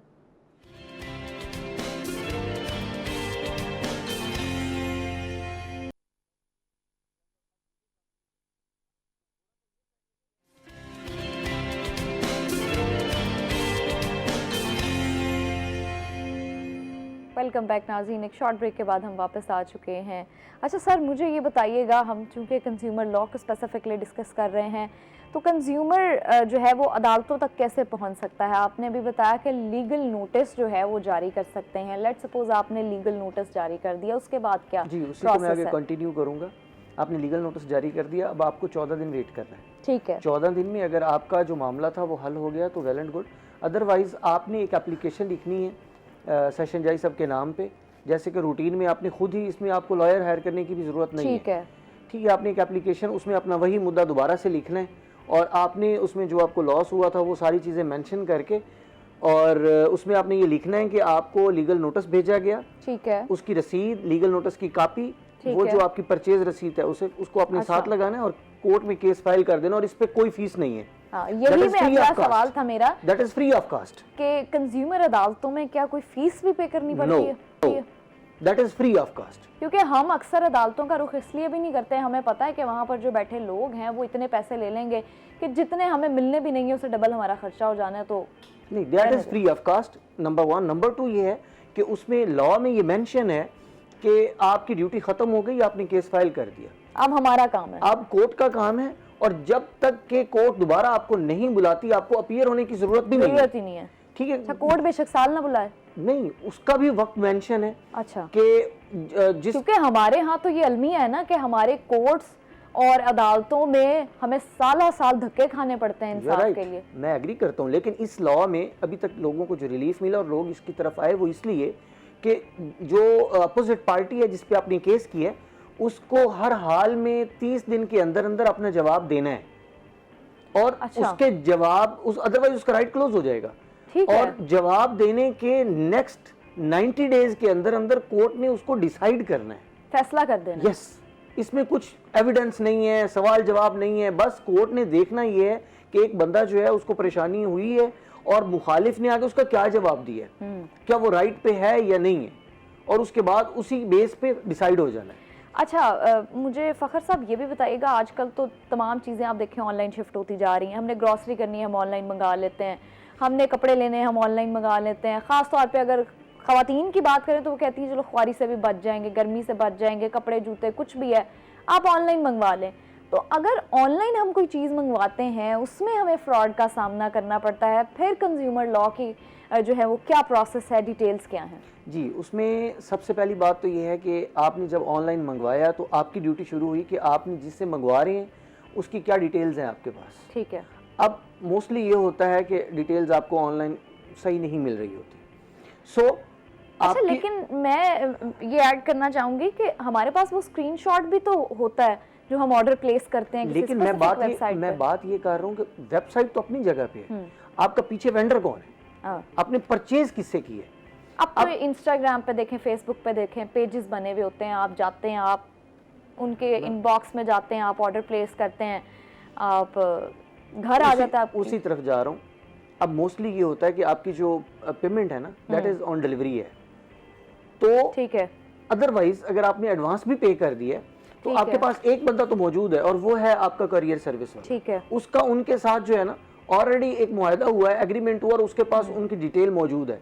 देन आप क्या करेंगे, आप जो लीगल नोटिस है ना वो बेसिकली आप करियर वाले को सर्व करेंगे, ठीक है। क्योंकि आपने पेमेंट जो की वो करियर वाले को की, ऑनलाइन भी की तो आपको डिलीवरी उसने दी और आपका जो पैक आता है उसके ऊपर बाकायदा उसका एड्रेस। मेरे ख्याल से तो डिलीवरी वाले का तो इसमें कोई अमल दखल नहीं है। नो नो नो नो, ऐसा नहीं है। देखें, आपने पैसे किसको दिए, पहला सवाल ये है, डिलीवरी वाले को दिए ना, तो उसमें उसका हिस्सा है। दूसरी बात ये कि वो उतना ही जिम्मेदार है, उठा के वो ला रहा है ना, स्पेसिफिक ब्रांड है। यस, वो उठा के ला रहा है ना। लेकिन उन्हें तो पैकेजिंग में चीजें वैसे मिलती हैं। अब देखिए, अगर एक डिलीवरी पर्सन है, वो किससे भी उससे कंपनी से उसका ताल्लुक है, तो उसको क्या करेगा, मैंने ऑर्डर किया एक ब्रांड को, ब्रांड ने क्या किया, पैकेट जाके दे दिया, पैक हुआ हुआ डिलीवरी वाले को, ये जी फलां एड्रेस पे आपने पहुंचा देना। तो इसमें उसको तो पता ही नहीं है कि अंदर क्या है। नहीं, देखिए, जब ये एग्रीमेंट कर रहे होते हैं तो उस एग्रीमेंट में शामिल होता है कि वो हर वो चीज डिलीवर करेंगे जो लीगली अलाउ होगा। अच्छा, अब मैं मिसाल के तौर पे मैं वेंडर हूँ, आपने मुझसे शूज मंगवाए और मैं उसके अंदर अल्लाह ना करे कोई ऐसा मटेरियल डाल देता हूँ जो इंसानी सेहत के लिए मुजरे या वो ब्लास्ट कुछ हो सकता है, तो जिम्मेदार कौन होगा? वो कुरियर वाला ही होगा ना। वो क्यों उठा के लाया, उसकी स्क्रीनिंग क्या हुई, उसका एग्रीमेंट क्या था। तो जब आप कुरियर वाले के पास जाएंगे तो उसमें आपको वो फायदा क्या देगा कि वो सबसे पहले आपको उस वेंडर की डिटेल मिल जाएगी कोर्ट में, वो बताएगा कि जी फलां बंदे ने इसके साथ फ्रॉड किया, वो मेरा जो है मेरा उसके साथ कॉन्ट्रैक्ट था, तो आप प्रॉपर बंदे तक पहुंच पाएंगे। ठीक है, तो स्टार्ट ही आप कुरियर से करेंगे। बिल्कुल ठीक है। अच्छा, आप मुनीज़ा साहिबा मुझे बताइएगा कि आपने अपने करियर में, क्योंकि आपने बताया कि 2017 से आपने ज्वाइन किया है, तो किस नौइयत के केसेस आपको सबसे ज़्यादा देखने को मिले? जैसे मैंने आपको बताया, इस लॉ में है कि हम हर तरह का जो है उसके केसेस को यहाँ पे डील करेंगे, लेकिन सबसे ज़्यादा जो मेजॉरिटी और ये लॉ भी जिस पे ज़्यादा फोकस कर रहा है वो है डोमेस्टिक वायलेंस के केसेस। और हमारे पास रेशो वाइज भी अगर देखें 2017 से लेके अब तक जितने केसेस हैं तकरीबन 15,000 के करीब, उनमें सबसे ज़्यादा रेशो मेरा ख्याल है मोर देन 80% हमारे पास डोमेस्टिक वायलेंस के केसेस ही हैं। ये नहीं जो घर में घरों में मारपीट होती है, तशद्दुद हो रहा है, वो किसी भी की भी तरफ से है। अच्छा, तो फिर उसका क्या हल क्या होता है, उसको लीगली किस तरह से देखा जाता है? अच्छा, बेसिकली तो ये लॉ ही जो बनाया गया है वो उसको प्रोटेक्ट करने के लिए बनाया गया है। अब उसमें एक तो वो सर्विसेज आ गई जो मैंने आपको बताया, उसमें जो दो और इम्पॉर्टेंट सर्विसेज हैं जो हम पहले मिस कर गए हैं, जिसमें एक रेस्क्यू की सर्विसेज भी है। अच्छा। कई केसेस में ऐसा होता है कि खातून को बिल्कुल कट ऑफ कर दिया जाता है फैमिली के साथ, उसको कहीं ना कहीं अब्ज़े बेजा में रखा जाता है कि उसका कनेक्ट किसी के भी साथ नहीं है। सो ऐसी सूरत में भी अगर इस चीज़ को रिपोर्ट किया जाता है थ्रू आर हेल्पलाइन 1737 या कोई सेंटर पे आके, और ये मैं आपको ऐड करते चलूँ कि ये इस वक्त सेंटर जो हैं वो पूरे पंजाब में हमारे पास 36 अजला में हमारे पास ये सेंटर्स जो वुमेन प्रोटेक्शन सेंटर्स हैं ये मौजूद हैं। 2022 में लॉ में अमेंडमेंट आई और उस वक्त पे एडवांस लॉ को पूरे पंजाब में इन्फोर्स किया गया।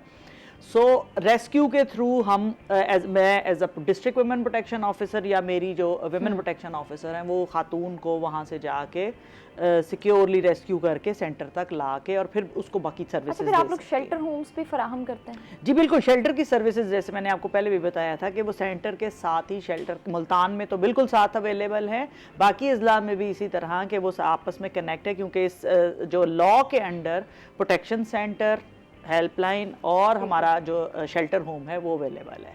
अच्छा, तो मुनीज़ा साहिबा मुझे ये भी बताइएगा कि ख़वातीन चूँकि वायलेंस का शिकार हो भी रही हैं ज़्यादा, और वो ख़वातीन जहाँ आपको इन्फॉर्मेशन मिलती है लेकिन वो आके ख़ुद आपको रिपोर्ट नहीं करते, तो क्या आप उस चीज़ पे एक्शन ले सकते हैं?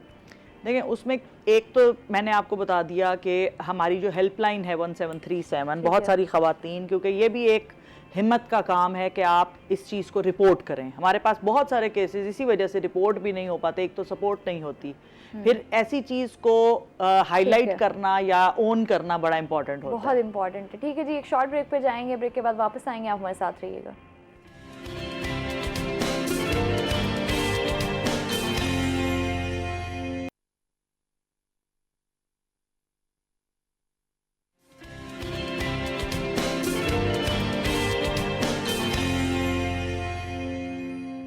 वेलकम बैक नाज़रीन। एक शॉर्ट ब्रेक के बाद हम वापस आ चुके हैं। अच्छा फ़खर साहब, मुझे बताइए कि जहां हमने ये डिस्कस किया कि कंज्यूमर लॉ हमें क्या बेनिफिट्स देता है, तो ये भी बताएं कि कंज्यूमर लॉ के नफाज में सबसे बड़ी रुकावट कहाँ आती है?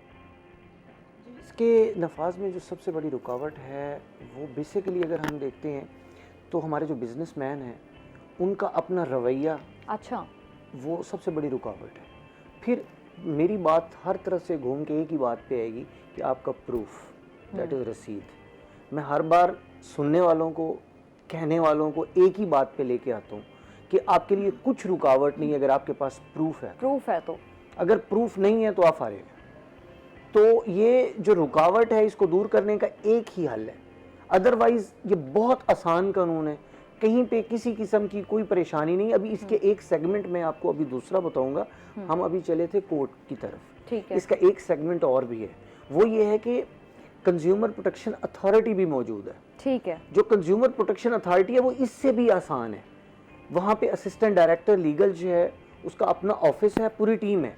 आपने सिंपली एक एप्लीकेशन लिखनी है और उसको आपने कंज्यूमर प्रोटेक्शन अथॉरिटी को दे देनी है। अथॉरिटी को हेड करता है डिप्टी कमिश्नर, ठीक है। और उसके नीचे जो पूरी टीम है, असिस्टेंट डायरेक्टर लीगल जो कंज्यूमर प्रोटेक्शन काउंसिल को देख रहा है, आप वहाँ चले जाएं।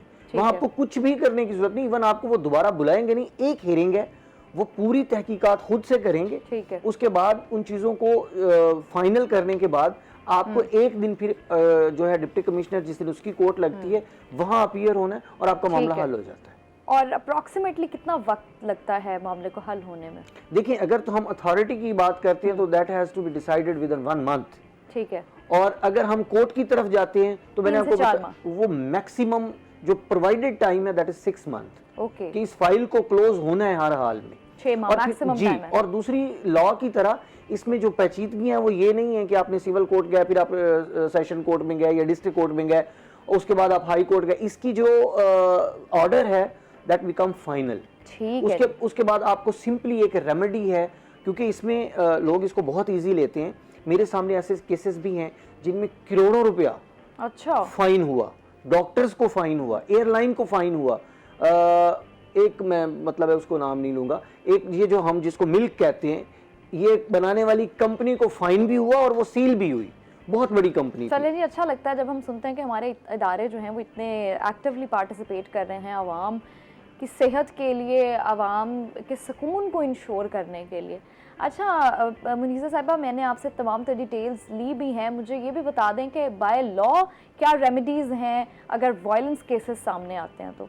इसमें जो लॉ में 3 चीज़ें हम बेसिक कवर कर रहे हैं ख़वातीन के लिए। वो एक तो रेजिडेंशियल ऑर्डर है जो कोर्ट के थ्रू हम लेके देते हैं। अच्छा। दूसरा मॉनेटरी ऑर्डर है, तीसरा जो है वो प्रोटेक्शन ऑर्डर है। ठीक है। ठीक है। जो इसमें सबसे अच्छी जो बात है, जो आप एक लीगल रिलेशनशिप के अंदर हैं और आपका लीगल राइट है वो, तो आपको उस घर के अंदर से कोई निकाल नहीं सकता। यूजुअली हमारे यहाँ क्या किया जाता है, बच्चे पकड़ाए और खातून को घर से बाहर निकाल दिया। सो उसमें डिस्ट्रिक्ट वुमेन प्रोटेक्शन ऑफिसर और वुमेन प्रोटेक्शन ऑफिसर के पास ये पावर मौजूद है कि 48 आवर्स के लिए तो वो खुद नोटिस दे के उस बंदे को जो वायलेंस कर रहा है उसको उस घर से बाहर निकाल लेते। अच्छा। चाहे वो अपना घर हो उसका, और वो खातून और बच्चे उस घर के अंदर ही सेफली रह सकते हैं। इसी तरह से हम कोर्ट में जब ये ऑर्डर्स लेके देते हैं तो बाकायदा उसको इम्प्लीमेंट करवाया जाता है। इसी तरह से जो बाहर मेंटेनेंस के अलावा जो नान नफ़का खातून का है जो उसने देना है, उसके अलावा जो ये खर्च होते हैं जो यूजुअली उसकी डिलीवरी या इस तरह के ऊपर जिस मौके पे उसको घर भेज दिया जाता है वो उसमें कवर करते हैं मॉनेटरी ऑर्डर। बहुत शुक्रिया मुनीज़ा साहब, आपने हमें ज्वाइन किया और बड़े अहम टॉपिक पर डिस्कशन की। Thank you so much Fakhar साहब, आपने हमें ज्वाइन किया। एक पैगाम मैं आप सबको देना चाहूँगी कि जब भी आप अपने आसपास कोई भी वायलेंस के ऐसे केसेस देखें, चाहे वो ख़वातीन पर हैं, बच्चों पर हैं, तो आप 1737 एक हेल्पलाइन नंबर है, आप उस पर कॉल करें और लाजमी वहाँ पर जो है वो ये इन्फॉर्मेशन प्रोवाइड करें। इसी के साथ शो को एंड करेंगे। उम्मीद करती हूँ आप एक अच्छा सा वीकेंड गुजारेंगे। मुलाकात होगी आपसे इस वीकेंड के बाद। अपना ख्याल रखें, दुआ में याद रखें। खुदा हाफिज़।